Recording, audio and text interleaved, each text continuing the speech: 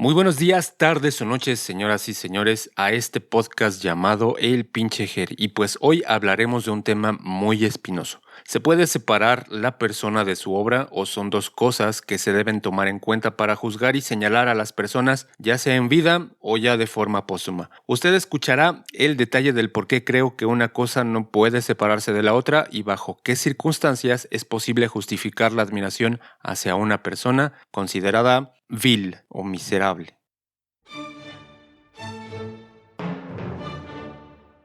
La reciente muerte del jugador de fútbol argentino Diego Armando Maradona puso sobre la mesa un tema que nunca va a dejar de ser controversial y que por sí mismo divide más opiniones que una discusión en Facebook entre pejezombies y derechairos. Si le preguntaras a un aficionado del fútbol quién fue Diego Armando Maradona, te dirá que fue un gran deportista, un genio del balón, o un ídolo del deporte mundial, o el mejor futbolista que pudo haber existido.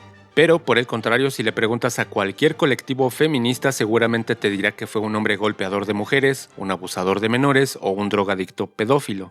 Y solo cabe preguntarnos quién de los dos tiene razón, y la respuesta más simple es que ambas posiciones están en lo correcto. Maradona fue un tipo que llegó a ser un astro del fútbol internacional y que con el paso del tiempo se hizo famoso, y con la fama llegó el dinero, y con el dinero llegaron las drogas, y con las drogas la violencia, la prostitución y todos los abusos que pudieran existir. Y es así que, llegamos al fin de la historia y que cada uno continúe con lo suyo y hasta la siguiente misión.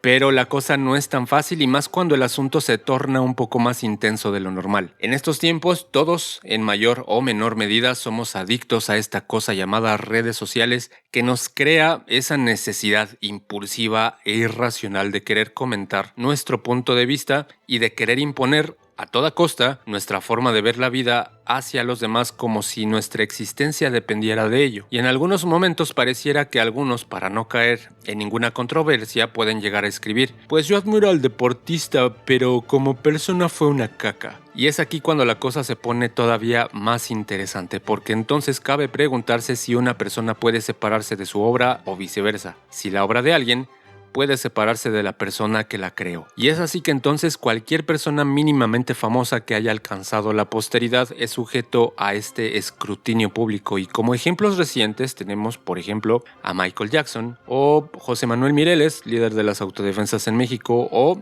actualmente Diego Armando Maradona, quienes han sido fuertemente cuestionados por su actuar como personas, pero alabados y admirados por su obra y legado. Por supuesto que se puede responder que sí se puede separar ambas situaciones, pero vamos a añadir algo. Abusando un poco de ese espíritu de abogado que tengo, puedo decir que depende. Y sí, la argumentación no es tan sencilla y la conclusión mucho menos. Depende en gran medida de algunos factores que a continuación trataré de desarrollar. Para empezar, señoras y señores, como factor número 1, yo en lo particular no creo que el humano sea bueno o malo por naturaleza. No se nace siendo lobo o cordero. Erich Fromm, en su libro El corazón del hombre, lanza la siguiente pregunta: ¿es el hombre fundamentalmente malo o corrompido o es fundamentalmente bueno y perfectible? Y aunque en páginas más adelante Fromm habla de los líderes militares o políticos, no podemos dejar de advertir que podría referirse a cualquier persona que ejerza cierta influencia sobre algún tipo de subalternos o seguidores, y dichos conceptos son igual de aplicables a cualquier ámbito de la vida cotidiana. Menciona que las personas que consideramos como malas o perversas no son diferentes de cualquier hombre ordinario, que lo único que los diferencia es que son egoístas y con poca capacidad para renunciar a sus ventajas personales en beneficio de otros. Dicho de otra forma, personas egoístas que a través de ese poder que tienen lo ejercen y que debido a ello pueden infligir daños inmensos a las personas. Y es así entonces como llegamos a una de las primeras conclusiones que nos da el mismo autor. El hombre ordinario con poder extraordinario es el principal peligro para la humanidad y no el malvado o sádico. ¿Qué hubiera sido, señoras y señores, si Michael Jackson o Diego Armando Maradona no hubieran alcanzado el poder que la fama, el dinero y el reconocimiento les dio? Probablemente a través de su genialidad o iniciativas hubieran sido personas comunes, como tú o como yo, que se hubieran dedicado tal vez a algún trabajo común, teniendo una familia común y vivido una vida común.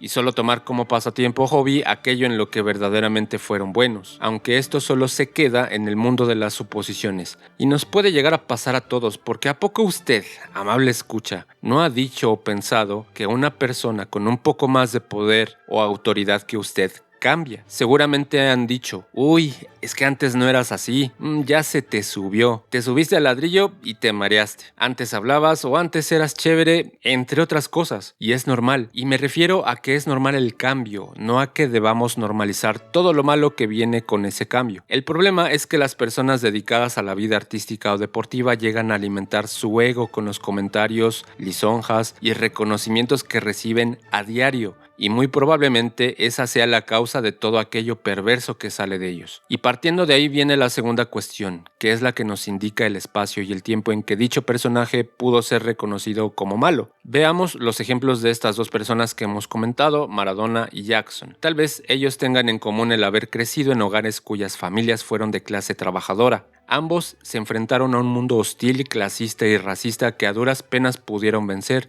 no sin antes sufrir cosas insufribles. Visto así, la verdad es que hasta siento un poco de lástima por ellos, pero luego recuerdo los abusos en los que se vieron involucrados con menores de edad, violencia hacia las mujeres, pagos extrajudiciales para no pisar la cárcel y la verdad es que se me pasa. Y el tiempo en que pasó todo lo malo que pudieron haber hecho tiene mucho que ver. Desde mi particular punto de vista, no es lo mismo que una persona haya sido mala durante una parte de su vida y luego, en un acto de arrepentimiento, tratar de arreglar el desmadre que hizo, acompañado de verdaderos actos que demuestren que verdaderamente la persona ha cambiado, a estar frente a una persona que se lamenta por su forma de beber, a sabiendas que su comportamiento ha sido causa de mucho dolor hacia las personas que le rodean, sin hacer nada al respecto. Ya de entrada hay una diferencia enorme. Y ya sé, querido escucha, que cualquiera podría decir que mi posición es bastante moralista o incluso muy maniqueo de mi parte. Pero en estos tiempos de las celebridades o los llamados influencers, es fácil darse cuenta cuando los mismos la cagan por sus posiciones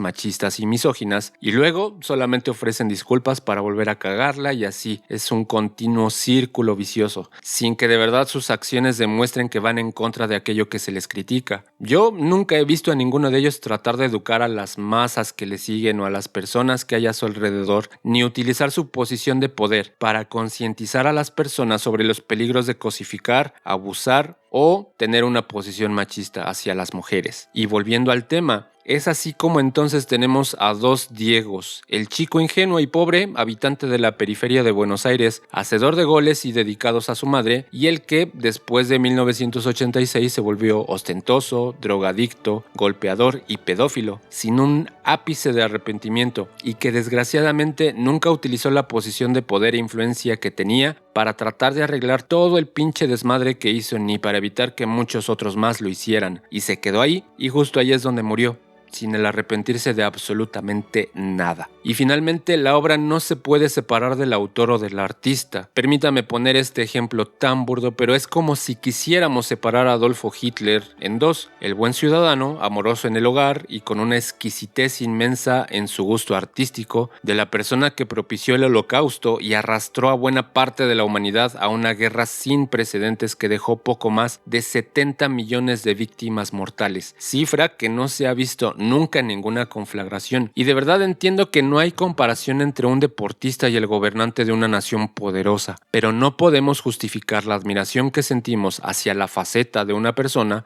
solo con ensalzar sus aciertos o su lado humano y minimizar lo otro. Eso de yo admiro al artista pero no a lo que fue como persona es una contradicción por sí misma, porque finalmente quien creó esa obra fue la persona que se asume como artista. No podemos de ningún modo enaltecer las virtudes de una persona que llamó pirujas a las esposas de los derechohabientes, a quienes por cierto tuvo la obligación de servir, porque entonces no hay nada que enaltecer y hacerlo sería faltarle el respeto a todas las personas ofendidas o las víctimas que fueron dejando a su paso. Los deportistas, artistas, políticos y gobernantes también son personas y ninguno de ellos, aunque pareciera que sí, está por encima de la ley y ninguna de sus contribuciones, la neta, fue tan importante para la humanidad como para ignorar o pasar por alto que fueron una caca en el sentido más amplio del término. Las personas pocas veces son víctimas de las circunstancias y el hecho de vivir rodeados de drogas, prostitución y abusos de todo tipo no nos condena a vivir en ese ambiente y en definitiva el género humano no puede dividirse entre corderos y lobos como lo planteó Erich Fromm. No hay blanco o negro. Un día somos corderos y al siguiente actuamos como lobos sin darnos cuenta. El detalle aquí es que a veces actuamos con la piel de cordero sin darnos cuenta que actuamos bajo las instrucciones del lobo, escudándonos en que no hay ilegalidad en nuestro actuar, y tampoco nos damos cuenta cuando asumimos el papel de lobo y alentamos a los demás a comportarse como tal, a través del ejemplo que damos a esas personas, sobre las cuales ejercemos cierto poder o influencia. Nuestra personalidad se compone de todo aquello que hacemos en el nombre del cordero o del lobo, y depende más de nosotros mismos que de nuestro entorno si dejamos que el lobo nos diga qué es lo que tenemos que hacer hasta el final de nuestra existencia. Y bien, muchísimas gracias por escucharme, opina, debate y comparte. Si te gustó este episodio, suscríbete, dale like y descarga. Disponible en todas las plataformas más populares de podcasting. Nos escuchamos la siguiente semana con algún otro tema. Besitos y bye.